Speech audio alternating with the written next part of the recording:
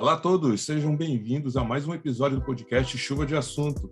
O convidado da vez é o amigo Mig Mendes. Mig trabalhou nas histórias em quadrinhos do Menino Maluquinho, do Ziraldo, desde a década de 90, ganhou um troféu HQ Mix em 2017 pela melhor dissertação de mestrado sobre quadrinhos, depois tornou-se doutor em comunicação pela PUC do Rio, com uma tese sobre um dos pioneiros do quadrinhos infantis brasileiros, Alfredo Storr. Participa de feiras culturais com uma série de publicações independentes, entre elas as tiras dos Migonautas, que estão nas redes sociais, o mini-gibi Miguinho e a aventura da princesa dos Brasilossauros. Eu acho que eu falei certo. Mig, primeiramente, muito obrigado por você ter aceito esse convite. Eu que agradeço o convite, Léo. No meu entendimento, a gente tem que sempre trocar mesmo as experiências. Nossa experiência assim, de fazer quadrinhos, né, que de fora parece que é tudo igual, e você vai entrando, vai conversando com os amigos, vai vendo como é vasto, né? Por dentro é um campo vasto, porque você pode fazer conteúdos diferentes e formas diferentes, e estar em mercados diferentes, né? E chegar no público de maneiras diferentes também, e vai multiplicando isso. Então, o que a gente pode melhor fazer por enquanto, que o nosso campo também é um pouco... Bom, digamos que não é privilegiado, né? O campo dos quadrinhos não é um dos mais privilegiados no campo das artes, nem no mundo, nem muito menos no nosso país. Mas a gente pode, então, por enquanto, trocar experiências e nos fortalecer, né? No futuro, com certeza, vai ser um campo fortíssimo. Já é hoje fortíssimo, né? Perto de outros momentos, né? Eu agradeço e vamos falar de quadrinhos. Com certeza. Muito legal isso, como você falou, da gente trocar essas experiências, né? Para quem não sabe, eu estou falando direto de Belém do Pará e o Mig de Rio de Janeiro. Então, assim, são praças diferentes, são públicos diferentes, mas mesmo sabendo que o quadrinho é uma linguagem universal. A minha primeira pergunta, eu não poderia deixar de falar, é sobre o Ziraldo, né? Como é poder colaborar com o trabalho do Ziraldo, que é, sem dúvida, uma referência do quadrinho nacional? Tendo inclusive os seus personagens sendo adaptados para uso em peças de teatro, filmes, jogos, bonecos, minisséries. Como é você ter essa possibilidade de trabalhar com o Ziraldo? Podemos dizer que foi mágico, né? Só vivenciando mesmo, para saber. A gente pode imaginar, né? Mas é incrível mesmo. Eu trabalhei assim com o Ziraldo até agora há pouco, né? Eu fazia minha formação, minha graduação em jornalismo, porque eu gosto de publicações em geral, né? Eu queria trabalhar com publicações. Eu era um quadrinista amador, eu sempre fiz como amador, como uma brincadeira, né? De criança, de jovem, desde muito tempo. O Ziraldo, assim, não era a primeira referência, não, mas estava se transformando numa boa referência, porque eu já estava, nessa formação de jornalismo, eu estava mais preocupado com charge política, com as obras que o Ziraldo tem, que ele é um dos maiores caricaturistas e chargistas políticos, né? Escritor, né? Escritor também no Brasil. Mas aí coincidiu que quando eu estava terminando minha formação de faculdade, procurando como é que eu vou me colocar no mercado de trabalho, mas descrente de quadrinhos, né? Eu achava, não tem vagas aqui. Se eu morasse em São Paulo, aí depois a gente volta a esse assunto. Eu estou no Rio de Janeiro, apenas. Se eu estivesse em São Paulo, eu teria mais esperança. Mas estou no Rio, aqui não vai ter um estúdio de quadrinhos. Mas eu fui contrariado, porque aí, nesse momento que eu estou terminando a faculdade, o Ziraldo ele estava com a atividade dele de livro infantil, ele já era bastante famoso como autor de livro infantil e mais tudo aquilo que a gente falou. Mas ele tinha colaboradores lá e estava formando um estúdio, tinha formado um tempinho, um estúdio para trabalhar licenciamento, trabalhar a arte dele mais comercialmente, né? Ele ia continuar fazendo seus próprios livros, mas os livros dele iam gerar produtos, especialmente personagens de quadrinho dele, que é a Turma do Pererê, que é clássica, passando pelo Bichinho da Maçã, que era um personagem que ele trabalhou bastante em livro infantil, e nosso amado Menino Maluquinho e sua turma, que a turma está sendo inventada naquele momento. Eu estou falando aqui de 1989, tá? Então, como ele estava trabalhando, começou a trabalhar ali, dessa maneira, ele precisaria de mais gente para fazer quadrinhos, para fazer gibi de quadrinhos, gibi de banca de jornal, gibi mensal. Essa foi a oportunidade que eu peguei. Eu peguei como fosse um processo seletivo mesmo. Então, eu fiz um trabalho, assim, criei uma história própria, mostrei. Então, eu fui chamado, a gente conversou, tal. Daí em diante, eu participei da equipe do Ziraldo. E aprendi muito. Eu já fazia muita coisa, porque eu tinha aprendido, assim, de ver também outros artistas, sabe? Procurar saber, né? Mas com o Ziraldo aprendi muito mais, né? Muito mais. E não é que eram aulas, é só o convívio mesmo, é só se espelhar nele que você já aprende, você fica um quadrinista melhor. Você começa a procurar. Porque minha função era um pouco imitar o Ziraldo, porque é assim que a gente faz quadrinhos de gibi, né?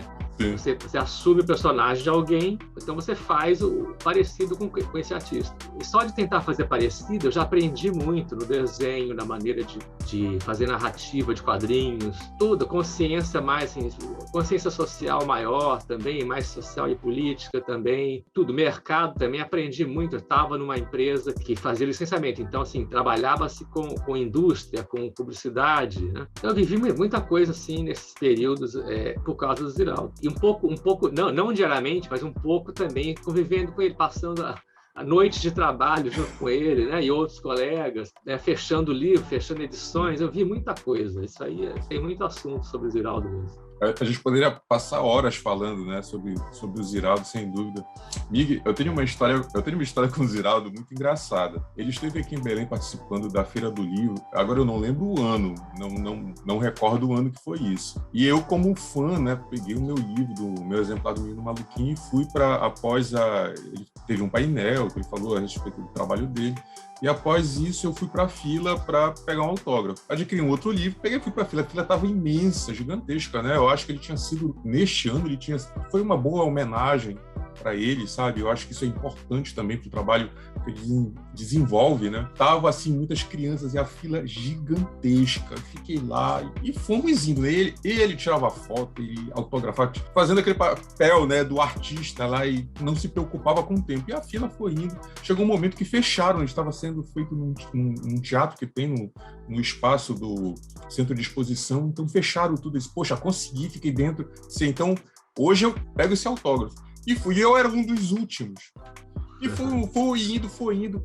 Aí começou a chegar a minha vez, eu notei que ele começou a ficar cansado, né? Aí comecei a ficar desesperado. Será que eu vou conseguir esse autógrafo? O que aconteceu? Na verdade, ele não estava cansado, ele estava com fome. Aí ele falou para alguém da produção para providenciar alguma coisa para ele comer, né? Já era um senhor de uma certa idade. Aí trouxeram um prato com ele com algumas empadinhas. E nisso, ele, assim, um afã logo para assinar, tirar foto, ele pegava as empadinhas e comia, sabe? Ele não mastigava, ele engolia. E foi chegando a minha vez, ele pegava, eu só olhando na fila, ele pegava empadinha e engolia. Quando chegou na minha vez, ele se engasgou com a empada. Aí ele começou a tossir, começou a ficar engasgado, ele mudou de cor e olhou assim pra mim, aí fez sinal que era pra mim bater na costa dele. Aí eu olhei, né, aí eu fiquei assim, aí tava eu e minha esposa, aí eu disse, dei um tapinha assim na costa, que eu pensei, poxa, não vou dar um tapa forte, machucar o senhor, tal, eu sou fã dele, aí dei um tapinha. Ele me olhou sério, e falou assim, um cara desse tamanho, dá um tapinha desse jeito. Aí ele me desafiou, amigo. Eu virei um tapa na costa, que ele levantou, ele ficou... Aí ele fez assim, agora sim. Aí autografou, perguntou o nome, tirou foto, aí ele falou assim, olha, mais um pouco forte tu me matava. Aí eu comento com os amigos, já pensou? Poderia ter saído em todas as manchetes de jornais. Leonardo matou o quadrinista e chargista famoso em Belém do Pará.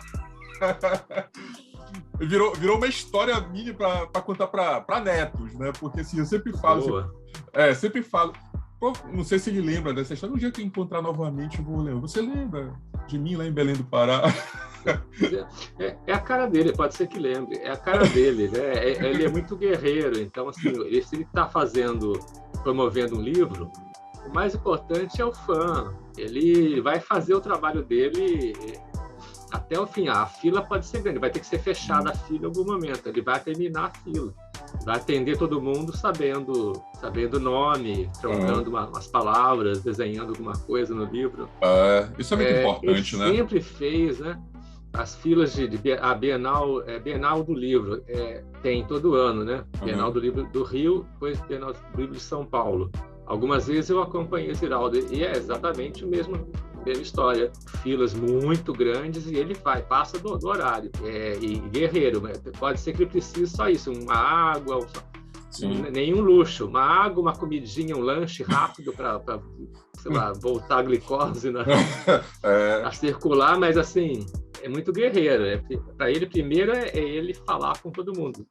Foi uma experiência muito legal, sabe? Para quem é fã, né? A gente vive isso. Eu fiquei preocupado, realmente, assim, pelo horário. Ele passou mais de 1 hora falando e depois teve todo esse cuidado, toda essa delicadeza, assim, que tinha muitas crianças. Já achei muito legal também o público, assim, muito novo. Na época, eu não sei, mas isso já deve ter uns 5, 6 anos, né? Até mais. E você viu se tinha nossos quadrinhos também, além dos livros literários do Ziraldo? Que a criançada leva muito, assim, os nossos livros feito com a equipe, né? Que são os quadrinhos. Olha, tinha bastante. Tinha né? E tinha também, na entrada desse espaço, para quem não tinha comprado ou apenas queria tirar uma foto, já tinha lá um vasto material, diga-se de passagem, que a pessoa podia adquirir na hora e já ia. Então a equipe era muito... Eu até comentei, disse, olha, isso aqui é muito interessante, que acontece isso, né? Às vezes uma feira, né?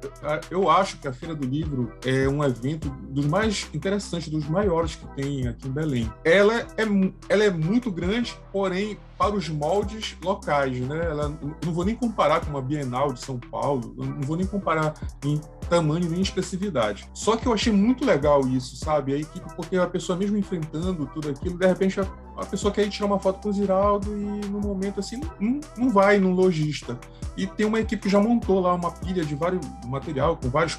Tinha quadrinhos, tinha muita coisa. A pessoa comprava na hora e já ia direto para a fila. Eu achei a técnica muito boa. Miguel, aproveitando, né, falando do Ziraldo, eu pesquisei também e vi que você trabalhou escrevendo roteiros para gibis da Turma da Mônica, que também é de uma outra referência do quadrinho nacional, né, que faz sucesso até hoje, já passou por várias gerações. Eu também sou muito fã do trabalho dele, que é o Maurício de Souza. Ele conseguiu uma coisa assim, há um tempo atrás, eu vi muitas críticas assim ao trabalho do Maurício de Souza, dizendo que ele tinha parado no tempo, sabe? Eu acho uma grande injustiça. Eu sempre falo isso, eu acho uma grande injustiça, porque ele conseguiu uma façanha que é de adaptar o trabalho dele décadas atrás para os novos moldes do quadrinho, né?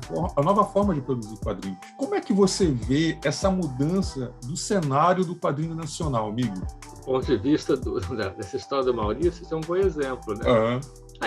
Eu vejo que sempre está em mutação, né? Talvez não tenha sido justo no início quando eu falei que agora é melhor que nunca.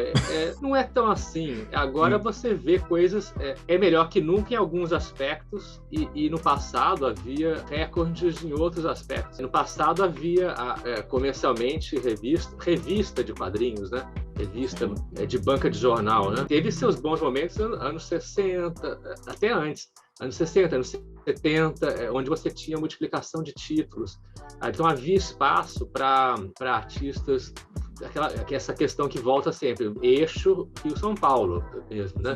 Aí era mesmo eixo Rio-São Paulo, com algumas ilhas no sul, né? Umas ilhas de produção no sul, mas isso chegava às bancas do Brasil todo, né? Então havia muitos títulos. Isso se perdeu muito nos anos 90, meio que esgotou. As editoras que trabalhavam com banca esgotou a capacidade de investir em novidade. Quando eu trabalhei nesse início da minha carreira, que eu estava trabalhando em equipe de fazer gibi, como roteirista e desenhista, eu fui beneficiado que ainda era, nos anos 90, um pouco de investimento das grandes editoras, a editora Abril primeiro, depois a editora Globo, em fazer gibis para crianças, com personagens que são brasileiros, né? também investiam muito nos licenciamentos estrangeiros, mas eles achavam que precisava ter esses grandes artistas nacionais, como Ziraldo e como Maurício. Então, quando eu trabalhei, já era um investimento das editoras tentando segurar uma realidade que o mercado consumidor não ajudava, já não ajudava. Agora, a gente vai andando no tempo, na nossa história, e hoje é outra experiência, quando você tem uma multiplicidade imensa agora, né? Porque aí muda todo o modo de produzir é outro. Você democratiza naquele sentido de que os meios de acesso a você fazer o produto, ponto. A fazer o produto, e talvez divulgar, ponto. Fazer o produto divulgar, os meios são mais acessíveis do que nunca. Portanto, é múltiplo agora, muito múltiplo a quem produz. O lado de quem produz dá chance a, assim, virtualmente qualquer artista, né? O que não acontece é que ainda assim, o mercado consumidor ainda é difícil, não é. Nós não somos um país que compra muito livro, é um país que tenta ganhar livro, é um país que tenta ler quadrinhos de scan de graça da internet. Né? Então, assim, tem outro lado que não é tão bom. E o Maurício, voltando ao que você falou, o Maurício às vezes era criticado por não mudar, mas ele tem muita visão, sim. Muita visão. Ele muda, ele é cuidadoso, né? Extremamente cuidadoso com o ativo dele, que é a criação dele. Mas ele fala, nós acompanhamos, a nossa revista acompanha o que a criança vive hoje. É justo dizer isso. E ainda mais quando ele começou, aceitou, né? Ele aceitou e viu, ele abriu mercados no país estrangeiro. Quer dizer, abre, às vezes fecha, ele vai lá e volta a abrir de novo, né? E abriu para aproveitar, para deixar a criação dele à disposição para outras obras de outros artistas, né? Nós estamos falando das Graphic MSP. Isso. Que o Ziraldo nunca quis fazer. Eu acho que ele nunca quis fazer, ele não tinha essa visão, não. Ele não queria brincar demais com a alteração dos personagens, não queria brincar demais de o personagem não é criança agora, é adolescente. Ziraldo, claramente, ele falou para mim, para quem quisesse ouvir, ele não achava isso bom. Ele queria a turma do gibi do Maluquinho é para crianças, a literatura dele é para crianças. Depois a pessoa cresce, não sei, outras criações, outros livros. Aí não é, ele não quer, de alguma maneira ele não queria isso de vou pegar, ocupar todos os mercados com a minha criação. Ziraldo não pensava de outra maneira, não sei. É interessante, né? Essa mudança, né, do cenário que a gente tem, como tu falaste, né? O público ele anseia por mudanças, mas essa mudança acontece isso, do cara não comprar mais o quadrinho, não valorizar e simplesmente procurar por scan na internet, né? Isso, é terrível, né? São as novas mudanças, novos paradigmas, né, que a gente tem que se adaptar, mas é uma realidade mesmo, né? Isso complica muito o cenário do quadrinho, já que o público não tem esse perfil de ler tanto, né? Já não lê tanto, então ainda faz esse tipo de manobra, é muito complicado. E uma coisa, Mig, como foi dito, né, anteriormente, você fez mestrado sobre quadrinhos, né? E depois tornou-se doutor em comunicação com uma tese sobre um dos pioneiros do quadrinho infantil brasileiro. E cada dia vem aumentando cada vez mais autores independentes, falando dos mais diversos assuntos com uma qualidade absurda, né? Eu noto que cada vez mais surgem novos autores e a qualidade eu vejo subindo cada vez mais, né? E isso vem aumentando muito o interesse pela academia também, né? Você acha que esse interesse da academia também está aumentando proporcionalmente? Porque até um certo tempo isso, as universidades não viam-se com bons olhos, né? A arte em quadrinhos, a nona arte, nunca foi vista assim como sempre foi visto como um produto para crianças, né? Então você acha também que a academia está tendo uma nova visão sobre a produção do quadrinho nacional? Sim. O interesse acadêmico explodiu de 10 anos para cá. Explodiu, não sei se explodiu na mesma proporção do mercado até. É equivalente. Mas explodiu, interesse de várias áreas, mas há várias áreas, há interesse de gente que trabalha a literatura, sim, a criação, né? A criação de histórias, narrativas, então, há gente que procura o lado político, representatividade do quadrinho, o lado social, né? A função social função social da arte também, isso até questionava falar. Mas assim, é estudado como material que ajuda na pedagogia, vários estudos sobre pedagogia com quadrinhos, né? Apoio de quadrinhos na sala de aula, tanto fazendo quadrinhos, as pessoas se expressando com quadrinhos, que eu acho ótimo, mas também assim usando o quadrinho para pensar lições de todos os campos do ensino fundamental. Tem gente pensando no quadrinho para ensinar matemática, tem gente pensando no quadrinho para ensinar ciências. E linguagem é muito mais fácil, né? Isso é a primeira coisa que foi visto, assim, o quadrinho é amigável para você começar a ler mais. Sim, sim. O importante de você ficar bom em linguagem, você poder escrever e se expressar, é prática. A prática de ler, você tem que ter tem que ser um ambiente amigável, não pode ler algo chato, né? Então, assim, é uma história antiga essa de arrumar coisas interessantes para o aluno ficar hábil em leitura. E o quadrinho resolveu, e isso é usado. Assim, hoje é o carro-chefe do Maurício Souza, ele faz isso como uma promoção, perguntando, você também aprendeu a ler com o gibi da Turma da Mônica? E todo mundo fala, eu aprendi, né? Minha primeira leitura, gibi da Turma da Mônica. Isso é em massa, né? As pessoas realmente... No Brasil já assumiram isso. A criança tem o gibi da Turma da Mônica e outros para ler, isso é amigável, ela vai ler bastante e vai ficar hábil em leitura, pelo menos, e também conhecimento das palavras, vai poder escrever melhor. Então, o interesse acadêmico explodiu. Não tem preconceito. Preconceito não há.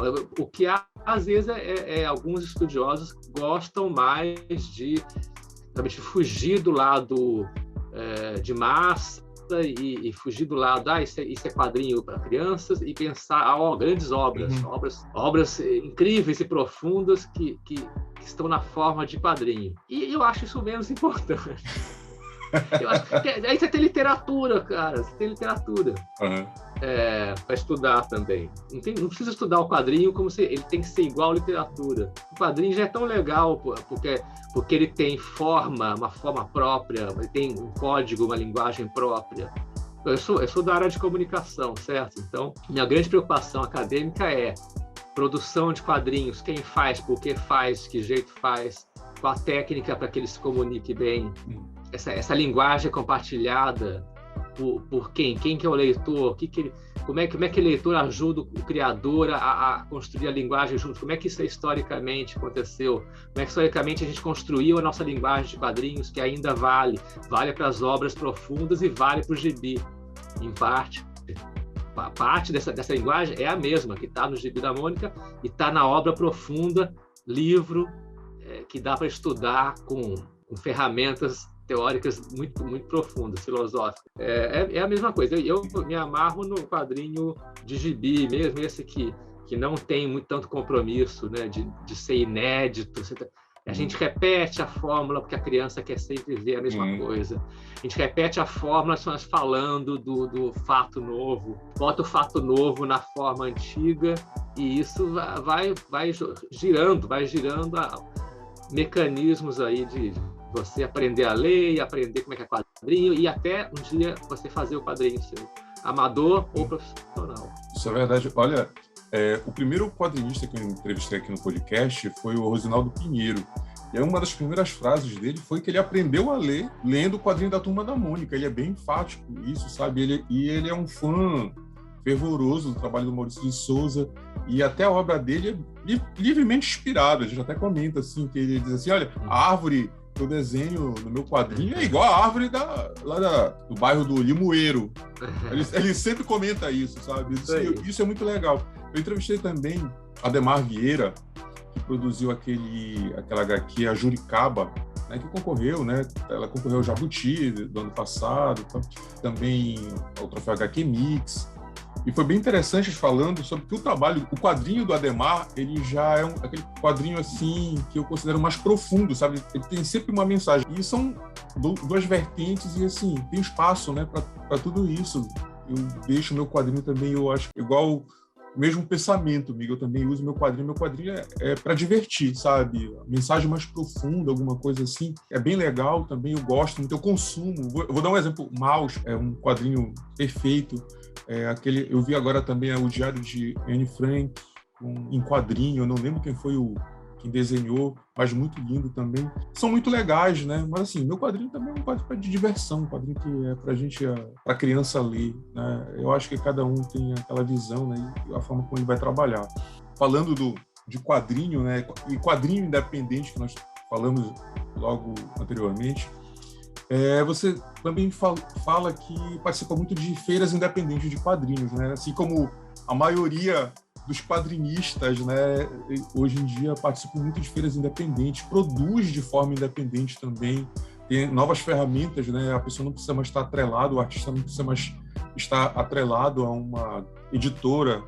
Então, mesmo sabendo que o número de leitores caiu drasticamente, né, e viver de quadrinhos se tornou assim uma missão praticamente impossível, né, pelo menos aqui no Brasil, né, viver de quadrinho é uma aventura, né, muito difícil. O que você acha dessa nova forma de comércio e divulgação dos trabalhos que é usando a internet, né? Muitos artistas surgiram numa nova plataformas digitais e consolidaram o trabalho deles nessas plataformas e fazem também a distribuição e venda. O que você acha dessa nova forma de comércio e de trabalho do artista do quadrinho nacional? Eu acho incrível, é uma coisa que já vem vindo, né? Porque tem já de muitos anos a turma que começou a fazer o tirinha online, tirinhas que não estavam em jornais. Eu sou do tempo que a tirinha ia ter que ter um jornal, ou alguns jornais. Eu publiquei em jornal de papel. Eu publiquei em jornal de papel.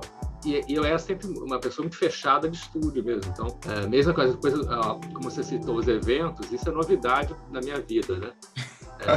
Ter o contato com quem vai ler, ou vender uma coisa de mim para uma pessoa que vai ler e conheceu e depois pode ser que comente, isso é novidade, isso é incrível pelo calor humano, né?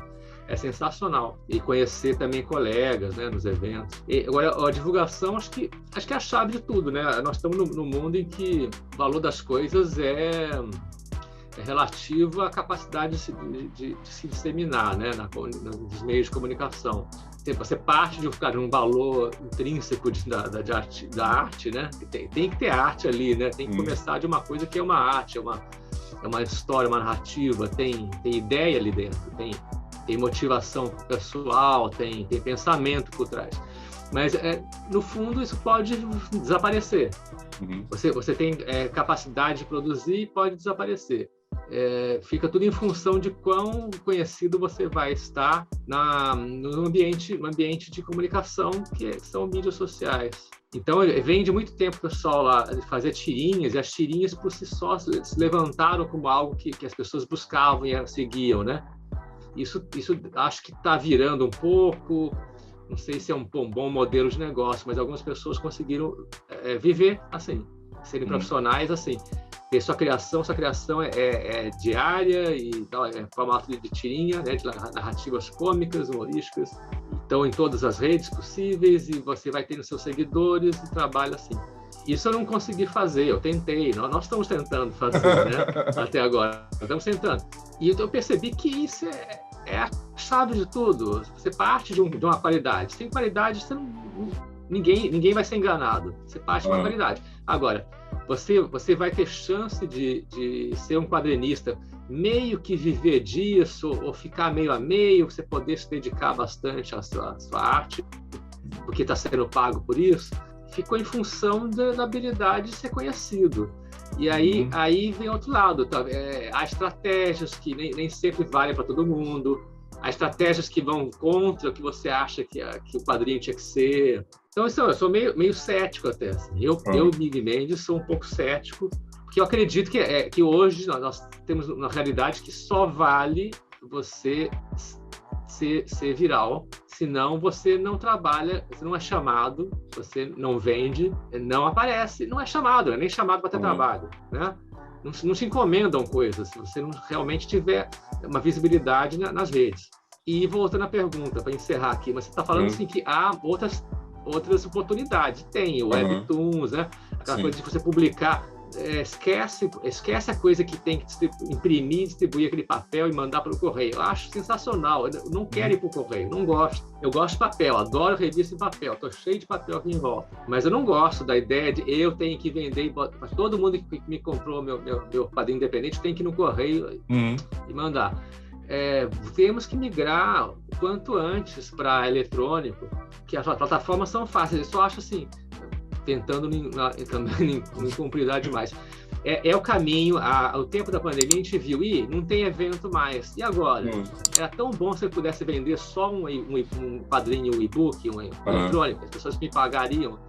Era tão bom se tivesse esse canal. Não estava o canal azeitado, não tinha esses canais de verdade, né?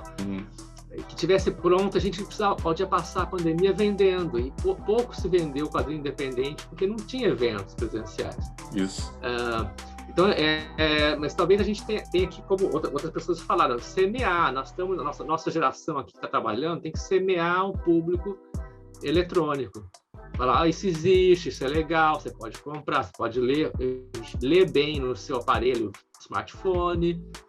Não precisa, não é justo e não precisa só ficar pegando pirateado. Você paga um pouquinho, paga uma assinatura e vê a opção de quadrinho de todo mundo e bons quadrinhos nossos, brasileiros. O quadrinho brasileiro é importante porque fala de coisas que os outros não falam. É uma educação que nós temos que trabalhar ainda, uma educação que gerações do futuro que vão viver disso. Essa pergunta é bem polêmica, né? Porque o que acontece, muita gente usa, né, as plataformas digitais como uma nova ferramenta, se adaptaram muito bem, né? Surgiram novos artistas, isso eu acho muito legal também, sabe? Muito legal. Eu lembro que há um tempo atrás, alguns meses atrás, porque eu lembro que você também está presente nesse mesmo grupo.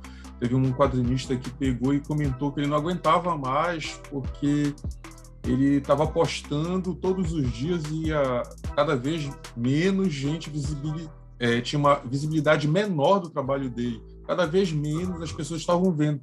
E ele estava super preocupado, ele estava angustiado. Eu não lembro quem foi que respondeu para ele, disse, cara, desliga isso, não te preocupa, porque senão tu vai ficar...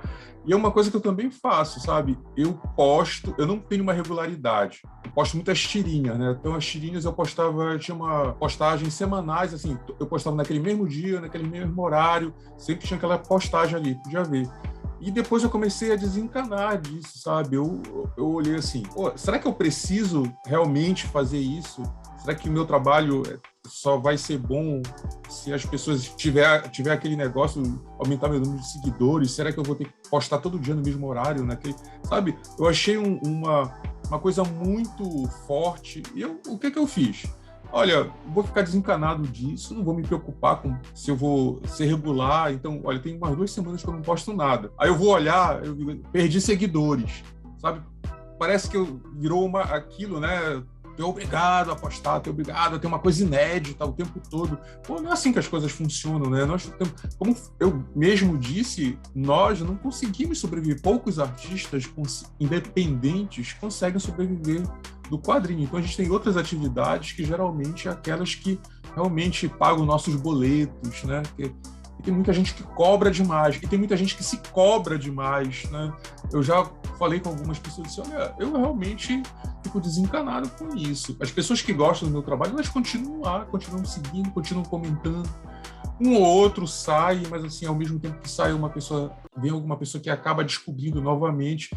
E a própria ferramenta parece que ela fica te testando, né? Ela diminui a tua visibilidade, que é para você fazer aquilo que ela mais quer, que é o pagamento, né? Que você pague para ser visualizado por mais pessoas.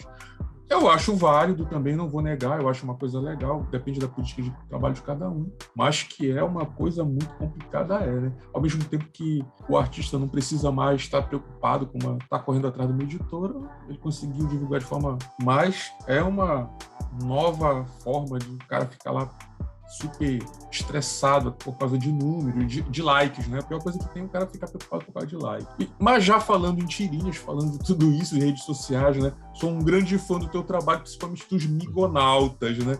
Eu acho muito legal a concepção do desenho, eu acho muito legal as ideias que passam naquelas tirinhas, eu acompanho direto. Eu queria estar mais, assim, ser aquela pessoa que comentasse sempre, né? Eu fico assim, às vezes eu digo, pô, eu devia comentar mais, porque eu gosto muito. Mas, assim, no mínimo, eu faço aquele negócio assim que eu sempre digo, olha, sempre dá aquela curtida, manda para alguém, salva, que é para dar aquele up, né, na postagem. Agora me diz uma coisa, como surgiu essa ideia dos migonautas? Eu acho fantástico. Então, como foi que surgiu a ideia? Bom, é isso aí. Eu agradeço porque esse acompanhamento da rede, o Instagram, que é o que eu acho mais legal para a tirinha, né? Importantíssimo, né? De manter. O Migonautas, eu estou publicando já desde 2015, finalzinho de 2015, que eu queria isso. A minha visão é assim, eu vi as pessoas que conseguiram criar um público dentro das redes, né, fazendo tirinhas. Eu sempre gostei muito do modelo tirinha. Eu publiquei muita tirinha trabalhando, né, tirinha de um Menino Maluquinho, eu fiz quase todas, escrevi quase todas. Então eu conhecia como é que se faz. E a história do Migonautas é assim. Então eu tenho duas fases. Eu comecei a falar aqui que em 2015 eu comecei a publicar assim, em Facebook, Instagram, e a minha filosofia é assim: eu quero me expressar. O personagem que eu gosto mais de trabalhar são esses carinhas, esses dois, tipo ursos, né? Que são ursos humanizados. Não é importante que eles sejam ursos, só que eles são os migonautas.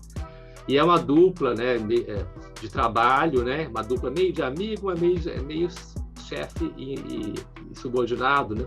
E eu achava que servia bom para me expressar, as minhas ideias fluíam ali. Então, se as ideias fluem ali, eu tenho o compromisso de publicar semanalmente, que parece que é chato, mas é o que te impulsiona para criar. E nesses anos aprendi a pintar muito melhor, aprendi a escrever muito melhor. Eu comecei a corrigir defeitos assim, antigos que eu tinha. Eu acho que hoje eu sou mais maduro, se é possível acontecer isso. Eu sou um escritor mais maduro ainda hoje do que eu já era. E não importa, assim, realmente, se está indo para frente, que não vai mesmo, assim, não está indo para frente como visualizações, né? Mas é a maneira de eu ter um conteúdo, e meu conteúdo depois eu junto numa publicação independente. Se eu não tiver que fazer para mostrar para os outros, qual o motivo de eu fazer o meu livro? O livro não aconteceria, não teria livro nenhum de quadrinhos próprio, né? Se não publicasse o Migonautas. Agora, respondendo antes, ele não vem de 2015, eles são dos anos 90, porque ao mesmo tempo que eu trabalhava com o Ziraldo no estúdio, com o Maluquinho, e fazendo tirinha do Maluquinho, tive uma chance de publicar em jornal, e ele se chamava, a minha tira chamava O Urso no Espaço, uma coisa meio pomposa, O Urso no Espaço, e era a mesma coisa, só o desenho um pouquinho diferente, e era feito em preto e branco. E eu trabalhava no tempo vago, 30 tiras por mês, mandava para um distribuidor, o distribuidor publicava cópias, mandava cópias para 3 jornais ao mesmo tempo. Esse foi, acho que 4 foi o máximo. Eu trabalhava assim, recebia uma porcentagem da venda para jornais diários. Então eu publicava essa história nos jornais diários, no caderno de cultura do jornal. O Urso no Espaço. O Urso no Espaço foi publicado no jornal O Fluminense, que é o jornal daqui da cidade de Niterói, estado do Rio, e outros lugares. Então é a mesma coisa que Migonautas. Eu desenvolvi isso uns 3 anos, depois eu parei, e Migonautas apenas é outro nome que eu achei melhor relançar, que me lembra meu nome, e pode ter uma leitura que são amigos, também é engraçado, né? Enfim, é uma história que eu criei desde quando eu era amador, eu era criança e já fazia essa historinha de urso no espaço, urso espacial. Eram meus personagens de criança que eu brincava com eles. E eu sempre tenho esse legacy, assim. Eu hoje trabalho coisas que eu gostava desde criança, quando eu brincava de quadrinista. Eu vou carregando, eu não abandono, eu vou carregando, mas eu vou fazendo mutações daquilo para evoluir. É assim que surgiu o Migonautas. Rapaz, eu não sabia que ele era das tirinhas dos jornais, mas eu pensei que já era algumas piadas são idênticas. Não muda. Algumas nem o desenho muda. O desenho tem que adaptar. Mas algumas eu retoco o desenho e tá valendo. São coisas que eu inventei em 90, 91 e tá valendo. Só pinto e tá valendo. Pô, que bacana, é muito legal. E tu conseguias, assim, nesse teu espaço de folga, produzir as 30 tirinhas de uma vez ou não? Tu pegavas e a inspiração ia vindo? Era um momento, era técnica. Era assim não sei se no mesmo dia, mas, digamos, no fim de semana, quando eu ficava hábil, né, a coisa tem que rodar, né? A gente que fica profissionalizado começa a virar meio máquina também, né? Fica maquinal. Você é alimentado, você já tem um processo que é o mesmo, você alimenta alguma coisa na sua máquina mental e sai rapidinho ali.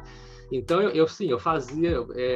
tem que fazer 30 piadinhas no mês. Eu vou começar a pegar um papel qualquer e pensar piadas em geral desses dois astronautas e ia pegar temas da minha vida. Então, o Migonautas sempre foi muito variado, porque às vezes a piada é algo que estava vivendo na minha vida particular, às vezes é algo do Brasil, que eu trabalhava, tem um tema brasileiro, eu trabalhava ali.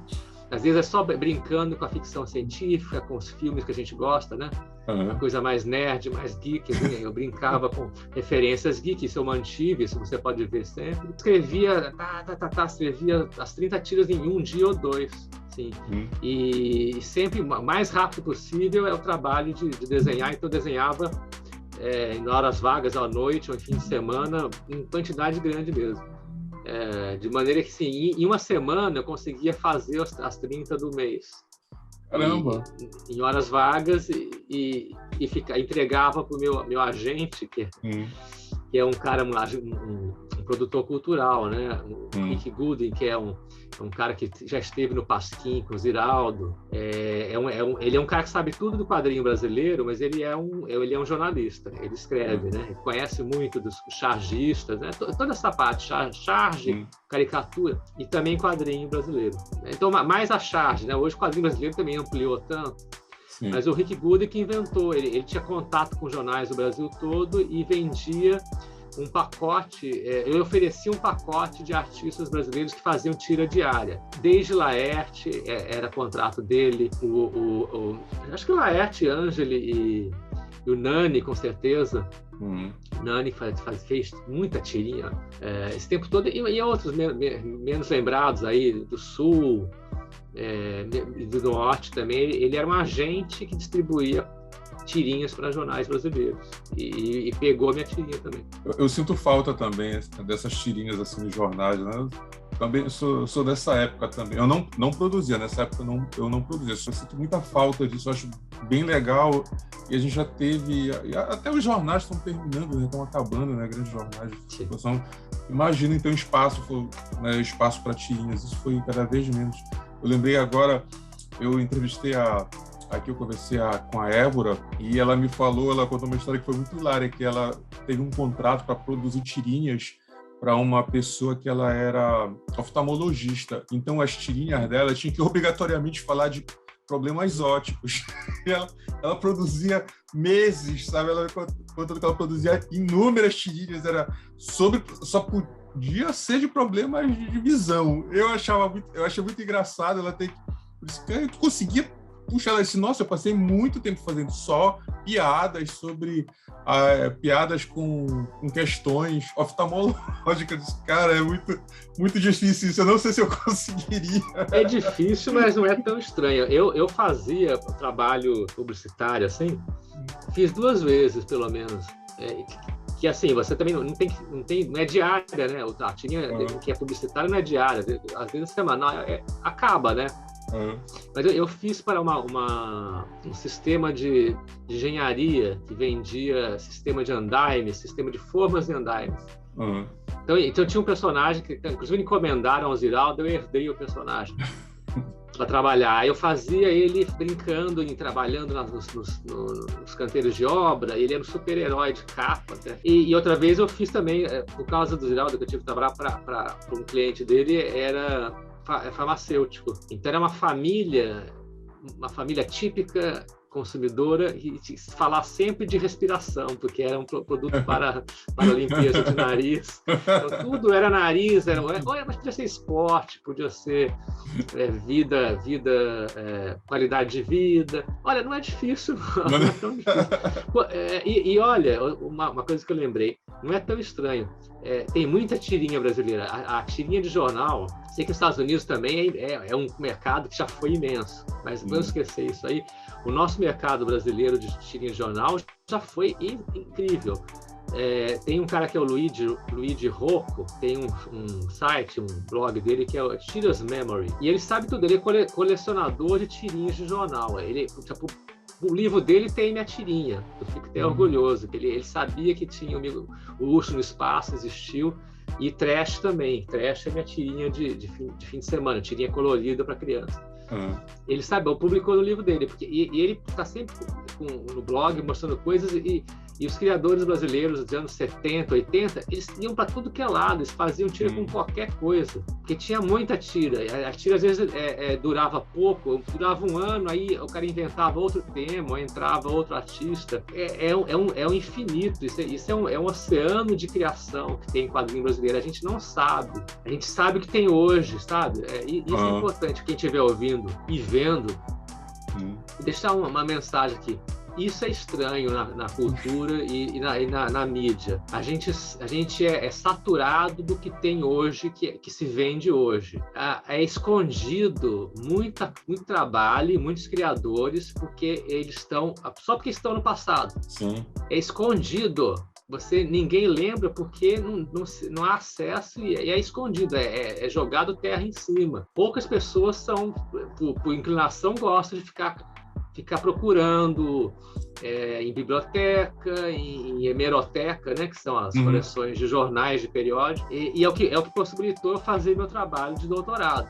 Que existe na Biblioteca Nacional cópia, né, facsímile, que a gente chama, né, é uma imagem fotografada de publicações de jornais e revistas do século XX todo, né? Ainda bem que tem isso, está guardado, pelo menos para você ler um pouco. Não tá nem a imagem nem é boa, mas você consegue ler e ver o que aconteceu naquela época. E tem criações incríveis que estão enterradas, porque a gente está pensando no hoje. Você não vai para frente, você não sabe de onde você veio. Essa é a mensagem. Brasileiro, você não vai para frente porque você não sabe de onde você está vindo. Você está preocupado só com hoje. Está preocupado... você está vendendo o seu jantar para comprar o almoço. É isso, a frase é o contrário. Você está preocupado com hoje. O hoje não vai sustentar o nosso país. Você não sabe onde você está indo e você não sabe de onde você veio. E isso tem a ver com você enterrar passado. Em parte é isso aqui. Não viemos do nada. Não é um boom de quadrinhos. Que agora teve um boom de quadrinhos. Não, é uma flutuação que o mercado está de um jeito que tem uma multiplicidade de coisas que está sendo vista, que são novas, ampliou o leque, tem um leque de criadores, não é mais privilégio do homem branco educado, que já foi, era privilégio do homem branco educado. Nem tão educado assim. Começou com gente que não era tão educada, que era só bom desenhista. Mas tinha a ver. Abriu um leque muito bom, isso é o maior lado positivo, mas não veio do nada, está vindo desde 1860, 1870. Essa que é a realidade, é que a gente não procura, não pesquisa e é apagado, é jogado fora. Minha mensagem aqui, eu lembrei porque estava, não sei porque eu lembrei disso, mas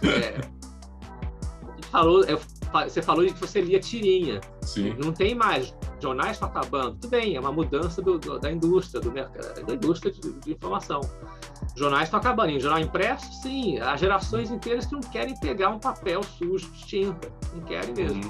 Mas assim, existe um oceano de criações que faz sentido, que formaram pessoas que trabalham hoje.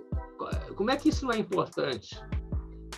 Há um oceano de coisas criadas por quadrinistas de décadas passadas que formaram você e eu e outros mais novos e outros mais velhos. Vão atrás disso. Sem dúvida, a gente não pode, em nenhum momento, né, esquecer esses trabalhos. A gente tem trabalhos fantásticos, né? Eu gostava muito daquela revista Chiclete com Banana, sabe? Coisas para ver, né? Como o mercado editorial... Tá certo que algumas piadas Os Três Amigos, por exemplo, algumas piadas jamais passariam hoje em dia, né? Mas assim, novos tempos, novas coisas. Eu não vou nem entrar nesse âmbito, não vou colocar a mão nesse formigueiro, mas assim, tem coisas que são muito importantes, que foram a nossa formação, né? Assim, eu gosto muito disso também. Eu esqueci agora um outro que eu também... Nossa, eu comentei recente. Eu disse, cara, que trabalho muito...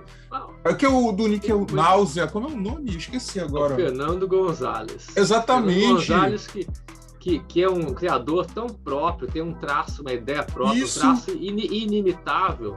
Uhum. É um valor imenso. Agora, ele viveu de um pequeno boom também que teve de banca de jornal. Sim. Isso é explicado pelas mudanças da indústria, mudança do preço, do valor das coisas. Né? Ele estava nesse momento aí que você lia mais revistas que são quadrinhos de humor e são para adultos. Eles são cartoon, eles são formato cartoon, eles não são desenho realista, né, entre aspas. Eles são desenho caricato e são para adultos. Isso aí nos formou, me formou também. Eu sou muito mais isso do que talvez a revistinha infantil. Eu nunca me fixei só como artista infantil. Eu preciso me policiar também para escrever infantil, sabe? Sim. Eu me policiar, porque o que me formou foi mais o que você está falando. Lá Ângeli, sendo que a única diferença é que eu não sou tão politizado assim. Mas me importo com pensamento, com ironia, né? Com ver o outro lado das coisas. E o desenho deles é incrível. Desenho caricato, cada um próprio, cada um do seu jeito, inimitável. Você identifica. Ziraldo é inimitável, você identifica qualquer coisa que ele fez. Sim. E a mesma coisa do Ângeli, Laerte, o próprio Glauco. Isso. Esse leque de paulistas ali. O Glauco não é paranaense. Né? O paranaense, no fim, entra no grupo paulista. Mas, assim, isso que me formou. E outros menos cotados. Tem muita gente trabalhou, gente do Sul, gente de Minas Gerais. No Rio, outras pessoas que faziam esse cartoon em jornais, que faziam às vezes faziam charge, às vezes faziam quadrinho de tirinha. A tirinha do jornal quase nunca era infantil, só do Maurício mesmo. O próprio Maurício fazia tirinha adulta. No passado, ele produzia tirinhas adultas, que é a Família Souza, né? Família Souza, umas coisas assim. Sim. Não é o espaço da tirinha de jornal, dos jornais diários, pouca coisa era infantil. Infantil, assim, aí tem que importava o Garfield, publicava o Garfield, que também é irônico, né? Esse é outro papo. Assim. Sim. Um dia você tem que fazer um papo só de tirinha. O que é a tirinha? Para quem é? Existe alguma restrição à tirinha? Existe algum parâmetro que fora disso não é tirinha? Não sei, temos que descobrir ainda. Os acadêmicos falam um pouco sobre isso. Falam assim, tem livros sobre tirinha, né? O Paulo Ramos fez um livro sobre o humor, e o humor no ponto de vista da tirinha. Veja que ele não falou de infantil, ele falou de humor. Humor, né? Anedota, né? Mas ainda tem muito pouco estudo sobre tirinha. E a tirinha, com esse formato dela ser super curto, né? A piada tinha que ser muito boa, porque ela tinha que bater logo, né? Uma tirinha assim de jornal. A piada tinha que ser muito bem feita, né? Então eu sempre me chamou muita atenção esse trabalho. Aqui em Belém chegava nos principais jornais, vinham tirinhas do Brasil inteiro, né? Mesmo tendo bons... A página era inteira? Você tinha no jornal uma página ou meia página? Era meia página. Como é que você... Eu acho que aqui não era nem meia página, ela era um quarto de página. Então, assim, 6 tiras por dia? 6 autores no mesmo dia? Aí tinha a clássica Maurício de Souza, tinha a dele com a infantil, né? E vinha do Níquel Náusea, que eu adorava, eu sempre li muito. Muito criativo. Nossa, é incrível como é que ele conseguia dar uma piada se você nunca leu aquilo em lugar nenhum antes. E era uma coisa super interessante, porque assim, vinha a tirinha do Maurício de Souza, né, falando da Turma da Mônica, aquelas brincadeiras infantis, e embaixo já vinha a Barata Flit falando que dava um barato cheirar Baygon. O tema dela. E olha, super democrático, não tinha muitos problemas por conta disso. Vinha outra, sabe? Lembro, tinha muito da Laerte. Era o condomínio, era os gatinhos lá. Eu acho que era a fase dos gatinhos. Eu lembro assim, eu tô recordando a minha. Você tinha a série do Ed Morte? Você tinha Veríssimo? Não, eu conheci o Ed Morte. Não, eu não lembro. Eu pelo menos não lembro nos jornais, sabe, nas tirinhas. Eu tive acesso após já consumir produtos assim, vinha naqueles livros que tinha em banca. Já a partir daí eu já tive esse acesso. Aqui, Belém, nesse ramo, ela, como qualquer capital, ela teve a influência vindo de outros estados, principalmente o que tinha no Rio, tinha aqui em Belém, sabe? Nesse contexto. E pelos mesmos problemas que tiveram assim na década de 90, eu lembro muito no período do Plano Collor, que desapareceu HQs, né? A gente não tinha mais HQs, pelo menos nacionais, a gente não tinha aqui, só de grandes editoras americanas. Então, mais ou menos nesse período, né? Distribuição, né? Teve tudo a ver, tudo a ver com esse plano econômico. Cortes econômicos, assim, imprime bem menos, e você tem que distribuir só em poucas praças, porque senão a revistinha desaparece. Então ficava só bancas de Rio, São Paulo, sei lá, não sei que. Isso eu nunca investiguei a fundo. E aí, então não pode ir para o norte, porque não sobra para distribuir para o norte. Sim. Às vezes... A gente até entende, né? Assim, se a gente for olhar pelo lado econômico, dá até para entender, porque nunca um distribuidor ia se preocupar com uma praça tipo Belém. Relativamente, né? Já custos aqui de transporte, de logística muito altos. Então, a pessoa... Hoje em dia, eu faço essa reflexão e eu sei disso, né? Mas na época, assim, nossa, cadê? Não tem mais. E você lia Pioneiros do Pará?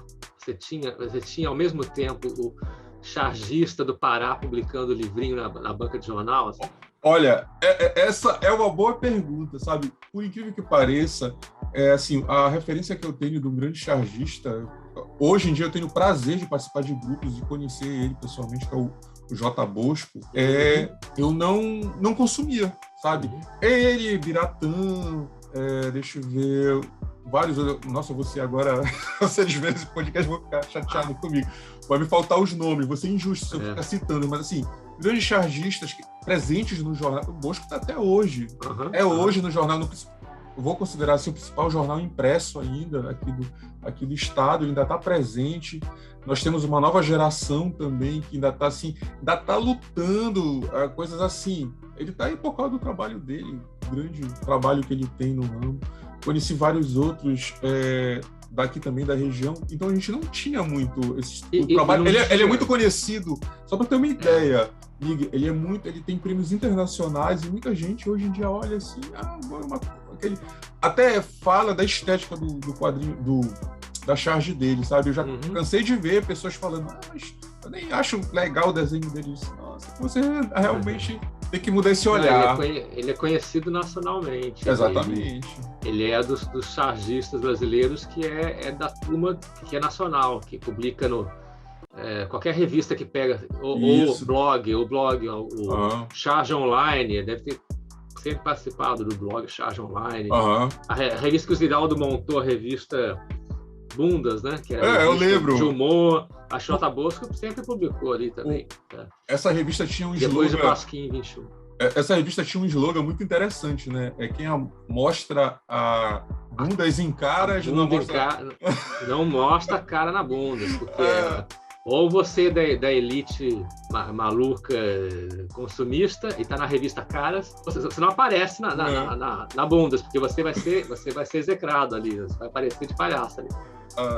Eu não sei se o Ziraldo inventou, eu percebo que ele tem inventado ou não. Ele propagandeou muito, ele adorou isso e repetiu muito. Não sei quem inventou isso. Vai que foi o próprio Jaguar, sei lá. Pois não sei. Jaguar era também. gente muito criativa lá, pode ter sido um escritor, nem foi chargista, mas o Ziraldo gostava muito de usar esses logos. E sabe que o Ziraldo, uma parte aqui, histórias do Ziraldo, ele foi o publisher. Eu quero dizer o seguinte, ele não foi chamado, Ziraldo, vem trabalhar aqui na nossa revista. Não, ele inventou a Bundas, ele investiu, ou chamou, ele se botou à frente como publisher.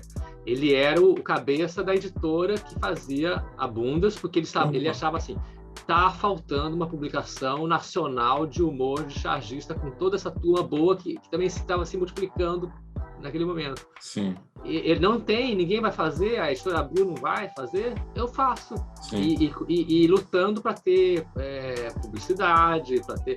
E a publicidade não vinha, porque não só porque era polêmico, mas porque assim, o mercado não o mercado faz sempre difícil, o mercado de anos 90 e início é sempre difícil, não teve facilidade nenhuma no Brasil nunca. E ele foi o publisher, ele fazia a Bundas e fazia uma revista de cultura que ele falou fora do eixo, ele queria uma revista de cultura que não falasse, que não tivesse falando só Rio São Paulo, falasse pelo menos de Minas Gerais, que é o estado do Brasil.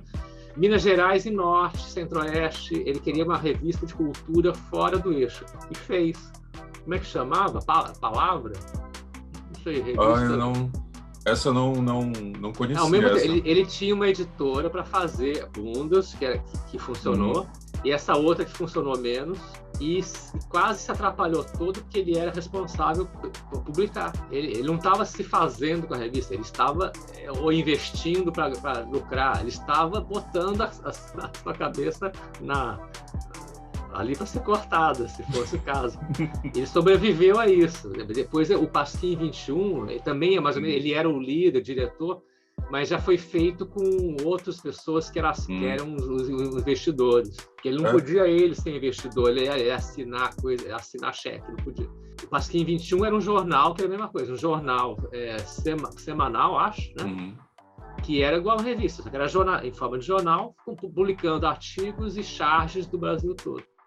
O Bosco está até participando de algumas iniciativas, né? Porque assim sempre procuram, né, manter viva essa chama de ter a publicação, só que está em formatos digitais. Eu não lembro, eu recebi ontem a publicação tem online. Mais humor, né? Tem duas coisas. Mais humor, sim, que eu não sei se é também tão centrado Rio-São Paulo, pode ser.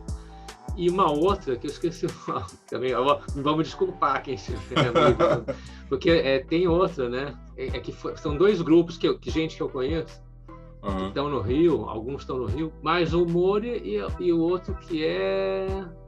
Agora eu não vou lembrar, se eu tinha pesquisado. Não é Supapo? O Supapo, Supapo. Com certeza. O Supapo, com certeza é esse que eu quero falar. Supapo, exatamente. É uma tentativa. Elas têm que ser online, porque tem que ser online. Não tem mais como viabilizar, imprimir, distribuir e vender barato. Sim. Não acontece, isso não acontece. Você pode produzir, aí você tem que distribuir eletronicamente. São os novos rumos. Ao mesmo tempo como a praticidade, né, da tecnologia nos proporciona essa conversa, a gente está assim, cada um no seu estado, em casa, conversando, também obrigou, né, principalmente esses meios como publicações ainda no papel, de continuar circulando. Isso é muito complexo, né? Dá uma conversada aqui que faltou ainda perguntar aqui sobre o teu trabalho sobre o mini gibi Miguinho e a Aventura da Princesa dos Brasilossauros. Da Silossauro. Então, a gente está aqui em podcast, eu sei que tem a imagem.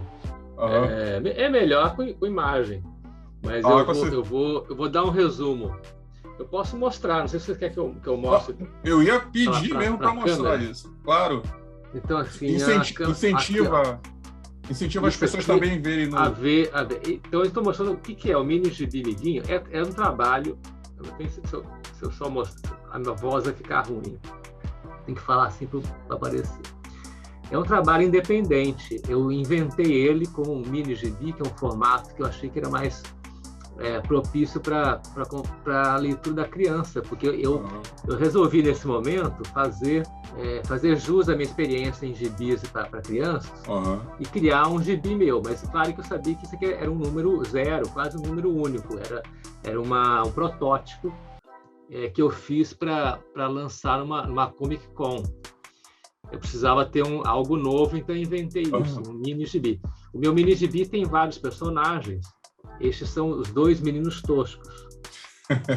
Aqui na frente, na capa, é a menina que é a Karina. Karina é a menina que conversa com produtos de consumo.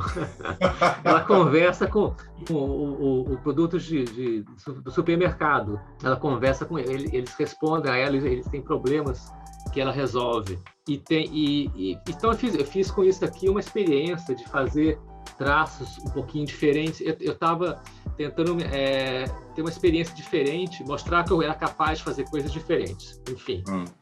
Então criei novos personagens, todos para criança. Eu escrevi com a consciência de que isso aqui é para criança, que começou a ler, que lê sozinha, mas está novinha ainda, né? Consegue ler sozinha. E aqui surgiu também a história da Princesa dos Brasilossauros. Então, você sabe que eu faço a tirinha, aquela coisa do Migonauta, você segue lá. Esse gibimiguinho é uma coisa que eu fiz, é produção independente para ser vendido de mão em mão mesmo. Ele só é vendido em eventos, em feiras que eu participo.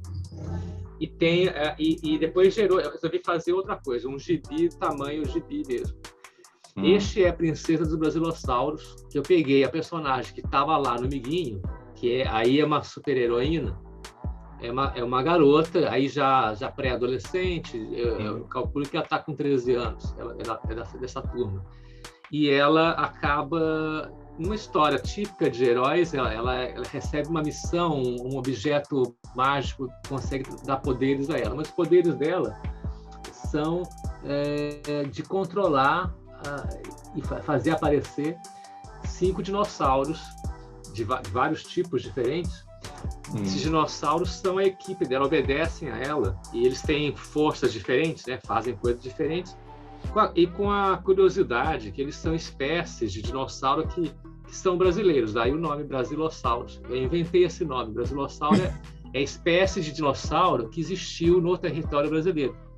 Não sei se a pessoa vai ter essa noção, para mim é uma noção tão natural quanto qualquer coisa. Mas dinossauros eram animais do passado muito distante. Eram os animais normais, era a fauna normal que tinha no mundo há muito tempo atrás. Muito tempo. Só que como nós podemos achar pedaços dos restos dos ossos, né? Que a gente chama fósseis, né? A palavra fósseis. Isso acha no mundo todo.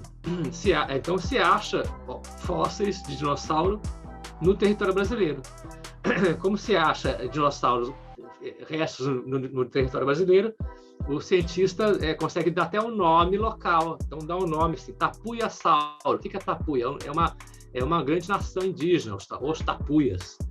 Então existe um dinossauro que é o Tapuiasauro. Ele é do Brasil. Por quê? Porque os ossos foram achados no meio do Brasil.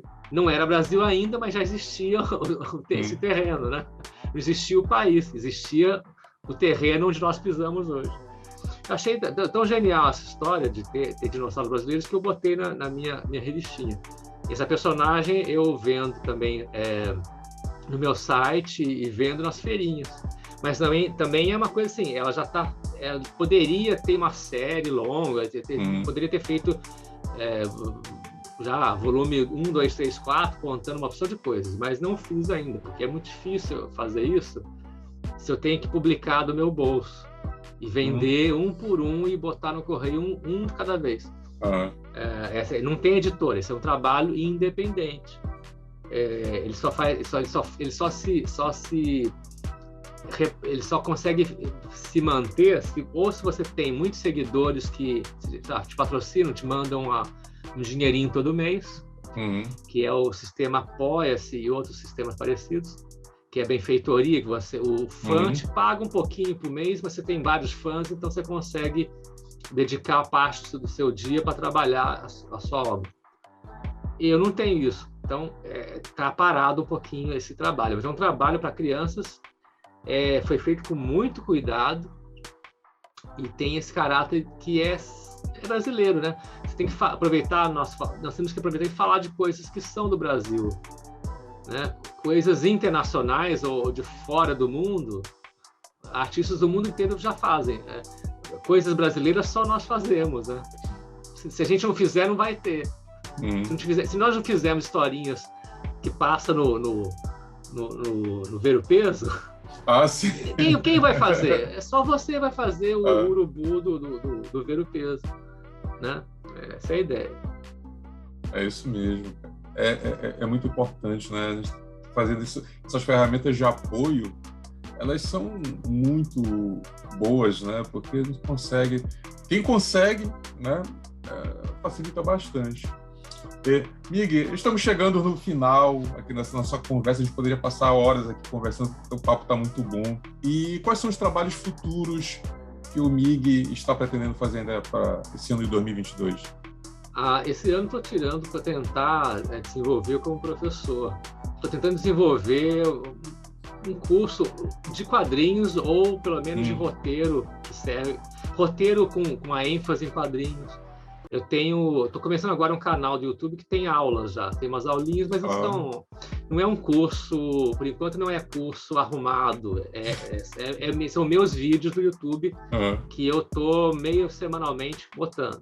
São meus pensamentos sobre como se escreve quadrinhos e como é a linguagem visual de quadrinhos. Então, isso que eu vou dedicar ainda para tentar criar também meu grupo de alunos. Eu gostaria de fazer isso. Publicações são os Migonautas ainda, e eu ainda estou devendo, que tem a Princesa, eu tenho a parte 2 escrita, e eu pensei que eu ia desenvolver isso até como vídeo, que eu podia trabalhar e filmar meu trabalho. Talvez aconteça isso também. No meu canal, eu vou a um certo momento do ano, eu vou começar a postar eu trabalhando na continuação da história, porque quem comprou a história de mim ficou com um gostinho de querer mais. E eu não desenvolvi, tem mais coisa para acontecer na vida dessa personagem. Talvez seja esse ano eu vou produzir nas câmeras, e já falando, né, como é que eu trabalho, também para talvez pegar esses alunos, pessoas que vão confiar no meu curso. Pô, bacana. Diga-se de passagem, é um projeto bem legal, né? Fazer isso. Eu igual como podcast, eu também estou colocando no YouTube, que é para as pessoas terem... Muita gente também que gosta de acompanhar tanto o podcast, só o áudio, como as pessoas gostam de ver, as pessoas interagindo, conversando. E quem quiser também conhecer mais do trabalho do Mig, onde é que encontra nas redes sociais? Encontra semanalmente os Migonautas no Instagram, que se grafa @os_Migonautas. É escrito os_Migonautas. Principalmente ali, e meu site, que tem muita coisa. Meu site é um portfólio, tem minhas notícias, tem amostras dos meus quadrinhos e minhas ilustrações, que é o www.migmendes.com.br. Lá, o migmendes.com.br/lojinha é um canal que eu tenho para as encomendas de todas essas publicações que eu tenho, independentes, que eu mesmo imprimi. Então, tenho estoque aqui na minha casa e eu mesmo vou botar no correio para você, autografado. Né? Que o trabalho independente é melhor que o da banca, porque você já vem com o autógrafo e dedicatória do próprio autor, né? De quem desenhou aquilo. Eu falo a mesma coisa. Recomendo para presentes. Você tem uma ideia de um presente, de quem lê quadrinhos, você compra o quadrinho do autor direto, ele manda a dedicatória para o teu presenteado, né? Eu falo a mesma coisa. É um trabalho que tem mais um carinho a mais, né? Que você vai receber um produto, aquela dedicatória exclusiva, não vai ser aquele negócio, né, sem nada. É um excelente presente. O meu canal, que é de YouTube, ele tem o nome de Mig Media, mas acho que você vai achar pelo seu nome Mig Media, mas talvez por Mig Mendes Reis, que é o login meu de YouTube, Mig Mendes Reis. E vai achar minhas aulas em vídeo, umas aulas sobre roteiro e outras coisas que eu já mostrei em vídeo. Trabalhos, como eu trabalho, eu desenhando a minha tela de trabalho, isso tem também lá. Mig, mais uma vez, muito obrigado por você ter topado, ter disponibilizado esse tempo para a gente conversar um pouco. O papo foi ótimo. Se a gente pudesse, a gente poderia passar mais horas falando de vários assuntos, para quem sabe uma próxima oportunidade. De repente, daqui a um tempo, a gente tem esse papo presencial, né? Vão abrir agora... Isso é demais. Vão abrir agora essas novas... até o final do ano, tem algumas feiras que estão já falando que vão estar presenciais, né? Eu tenho projetos de participar de algumas feiras agora nacionais. Eu não sei como é que vai ficar, eu avalio muito, né, como vai ficar essa questão ainda da pandemia, dependendo do que acontecer, quem sabe. Ia ser incrível, mas o que tem aqui, eu recomendo, é o evento Nit Comics, que é feito em Niterói. Não conheço. Nit Comics. É feito em Niterói, e tem outras iniciativas que no estado do Rio chamou bastante gente também de fora. Mas estamos com pouco. Precisamos, agora com confiança, começar a até criar, até produzir eventos. Esses que chamam bastante gente mesmo. Tem que ser evento corajoso mesmo, que pega um galpão, que bota ar-condicionado, iluminação forte. Eventos corajosos, que sai caro, lógico. Mas precisamos de eventos corajosos, que esses aí, eles dão muito mais fruto também. Cada estado tem que ter aquele dia, aquele parte do ano, que a gente já sabe que naquele estado vai ter, e num galpão, centro cultural grandão, um salão enorme, com conforto e muita gente visitando. O poder público ajudando, que é de graça, entrada de graça, é facilitado, transporte das crianças de escola. É isso, precisamos disso em todas as grandes cidades. Verdade, é isso que a gente precisa mesmo. A gente se encontra, viu, Léo? Se encontra sim, com certeza. Vamos encontrar algum desses eventos. Com certeza. Mais uma vez, muito obrigado, um abração para você. Então, até mais. Valeu mesmo. Até mais.